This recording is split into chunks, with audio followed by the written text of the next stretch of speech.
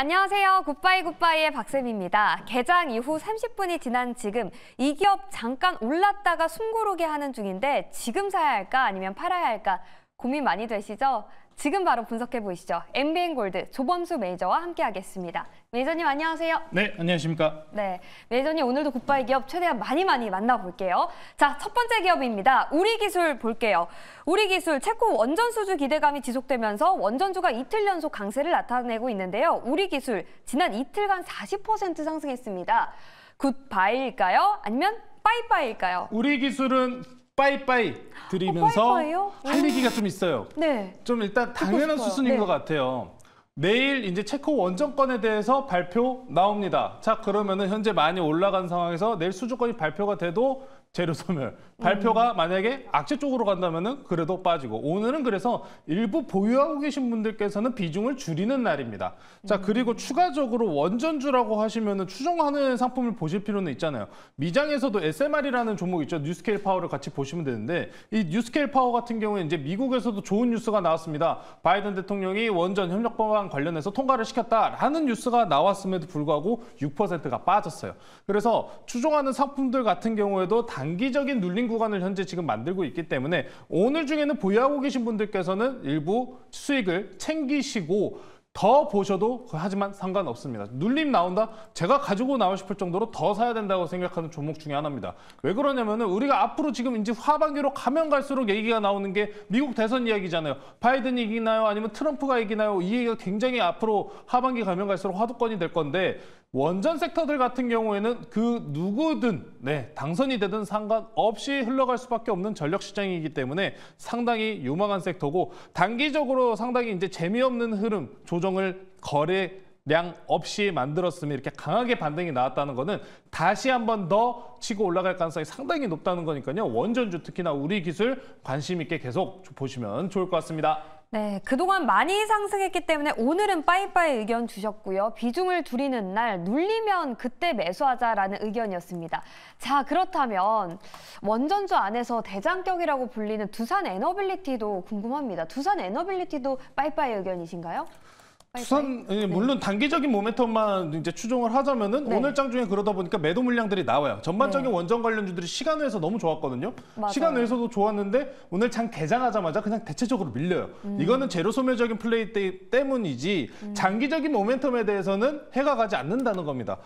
두산 에너빌리티 같은 경우에도 지금 현재 보시면은 7월 10일 기준으로, 오늘 기준으로도 일단 고가를 갱신을 했어요. 이 눌린 구간, 짧은 눌린 구간입니다. 당장의 추세가 무너지지도 않고요. 오늘 장 중에 만약에 조금 더 눌러준다 하면은 당연하게 사서 들고 갈 법하다. 만약에 그러면은 재료 소멸적인 평가 부분 때문에라도 더 하락이 나오면 어떡하냐라고 하시면은 더 사세요. 원전주들은 지금 전력주들, 전선주들 굉장히 좋잖아요. 5년은 넘게 계속해서 먹거리가 될 섹터이기 때문에 길게 보시면은 더 좋다라고 말씀드리겠습니다. 네, 두산 에너빌리티에 대한 의견까지 들어봤습니다. 다음으로 신성 ST 살펴보겠습니다. ESS 관련 주죠. 이전에 굿바이 기업으로도 소개를 해주셨거든요. 지금 매수가 가능한지 궁금한데요. 굿바이일까요? 빠이빠이일까요? 신성 ST 굿바이 사인 드리도록 하겠습니다. 아직도 매수가 가능하다. 차트 이쁘지 않습니까? 네, 딱 눌렸다가 다시 올라오더라고요. 딱 돌파 나오기 정말 이쁜 차트지 않나 싶어요. 최근에 5일선, 21선 이런 가는 종목만 가는 형태 흐름이 많지 않습니까? 전선주, 원자력, ESS, 다 뭡니까? 결국에 전력 전선 AI 때문에 발생하는 전력 수요 때문에 올라가는 겁니다. ESS, 신성 ST 같은 경우에도 마찬가지니까요. 지금 오늘 장 중에서도 보시면은 5일선 타면서 계속 3거래일 동안 연속적으로 꾸준하게 우상향 나오면서 매집봉을 만들고 있는 구간입니다. 단기 저항대, 단기 저항대입니다. 7월 5일자 고가만 강한 거래량 붙이면서 돌파가 나온다면 강하게 양봉 붙일 가능성 높으니까요. 추가적인 상승 충분히 가능하다는 점 확인하시고 넘어가면 좋을 것 같습니다. 네, 기술적으로 너무 좋은 위치다라는 의견 주셨습니다. 차트가 너무 예쁘다라는 표현을 해주셨고요. 단기 저항대만 돌파하면 추가 상승 여력 충분히 가능하다라는 의견까지 체크해봤습니다. 다음으로 살펴볼 기업은요. 사이버원인데요. 이 기업 생소해요. IT 기업인지 AI 기업인지 어떤 모멘텀이 있는지 궁금한데요. 일단 굿바이일까요? 빠이빠이일까요? 사이버원은 빠이빠이 사인 드리도록 할게요. 어떤 회사예요? 사이버원 같은 경우에는 보안 쪽으로도 원래 이야기가 많이 나오는 종목 중에 하나거든요. 사실 네. 보안 쪽으로만 바라본다면은 나쁠 게 없습니다. 원래 AI랑 이런 첨단 시장 성장하면서 같이 흘러가는 게 보안 섹터거든요. 근데 사이버원 같은 경우에는 시총도 작죠. 시청도 상당히 작고 시장 내에서 관심도가 많이 떨어져 있는 상황이기 때문에 네, 스마트 공장 확산 쪽으로 이제 앞으로 이제 사이버원이 보유하고 있는 기술 협력과 관련된 부분이 부각이 된다라고 해도 네, 저는 차트만 봐도 너무 지저분하지 않나라는 표현이 어울릴 것 같아요. 시총도 상당히 작고 주목도도 낮은 종목이기 때문에 이런 올라오는 종목들과 이게 올라온다고 해도 손이 안 가시는 게 정상입니다. 사이버원 같은 종목은 지뢰다. 라는 표현을 좀 드려야 될 것 같고 차라리 사이버원, 보안 쪽으로 보실 거면은 지니어스와 같은 다른 종목들, 좋은 종목들 많이 있거든요. 네, 최근에 엔비디아 관련해서 낸시 펠로시라는 이제 미국 상원 의원이 주식을 잘하는데 그 사람이 엔비디아를 샀대요. 맞아요. 네, 그러다 네. 보니까 엔비디아 더 간다 하면서 엔비디아가 어제 반등이 나왔잖아요. 네. 근데 그분이 미국에서 보안주도 들고 계십니다. 차라리 보안주 그릇 쪽을 오히려 찾아보시는 게 어떨까? AI와 함께 성장하는 보안 사업, 우리나라에서도 물론 많이 있습니다만 사이버원은 조금 아쉽다라고 말씀드리겠습니다. 아쉽다. 차라리 다른 AI 보안 기업을 보자라는 의견 들어봤습니다. 사이버원에 대해서는 빠이빠이 의견 주셨고요. 저희 다음으로 살펴볼 기업은 현대 로템입니다. 방산 기업이죠. 폴란드 측과 K2 전차 컨소시엄을 체결했습니다.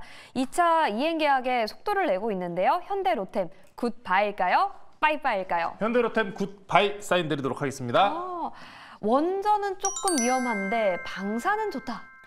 원전은 위험하다는 표현은 드리진 않았죠. 모멘텀 눌리면 플레이 살아. 때문에 네, 좀 눌리면 눌리면 사시오라고 살아. 말씀드린 거고 방사는 제가 언제나 좋다라고 말씀드리다시피 눌리면 네. 살아, 눌리면 살아. 이쪽도 마찬가지인데 오늘 장 중에 현대로템뿐만 아니라 이제 LIG, 넥스원, 그 하나에어로스페이스 전체적으로 최근에 어제부터 수주권들이 계속 올라오기 시작합니다. 네. 루마니아, 폴란드와 관련된 수주권들 6월부터 뉴스가 나왔었던 포인트들 있잖아요. 이게 이제 공시로 이제 나오고 있는데 현대로템도 그와 마찬가지로 수주권에 대한 기대가 상당히 올라오고 있는 모습입니다. 당장 철도 사업과 관련된 뉴스도 있었던 상황이기 때문에 충분하게 4월달 43,450원 고가거든요. 네. 충분하게 돌파 가능하다.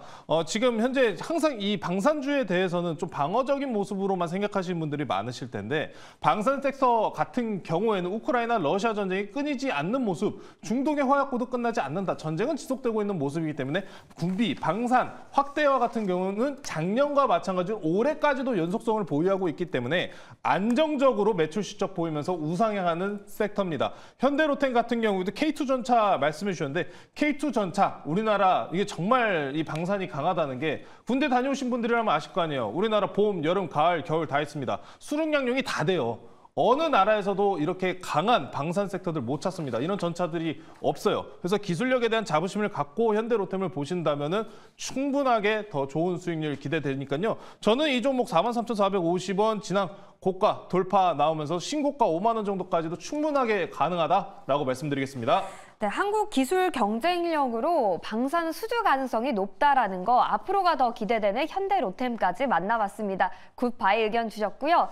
저희 이제 대망의 매니저님의 탑픽 기업 만나볼게요. 오늘은 어떤 기업일까요?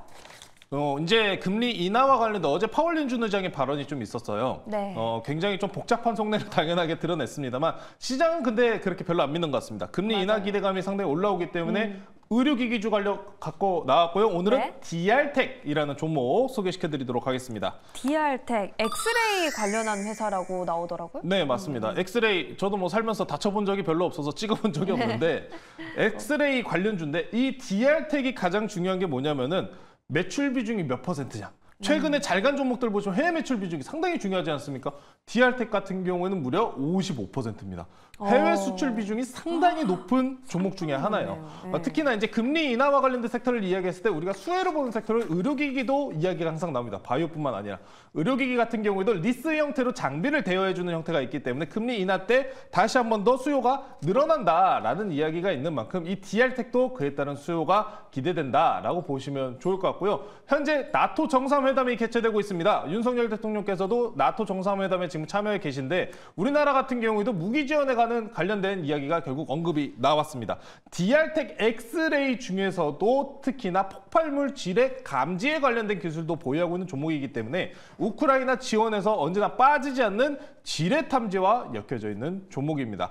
원업인 의료기기 쪽도 좋고요. 테마성으로 봤었을 때 지뢰 제거 테마까지도 붙으면 상당히 더 좋은 종목이다. 앞으로 흑자 전환이 기대되는 종목 DR텍 소개시켜드렸고요. 가격 전략 말씀드릴게요. 네. 매수가는 지금 아직도 충분히 접근하실 수 있는 현재가 말씀드리고요. 목표가는 단기 저항대인 4,500원, 손절가는 3,200원 제시해드리도록 하겠습니다. 네, 탑픽 기업인 베리굿바이 기업 DR텍까지 만나봤습니다. 남은 하루도 매일경제TV와 함께 성공적인 투자하시길 바라겠고요. 오늘 하루도 굿바이 하세요.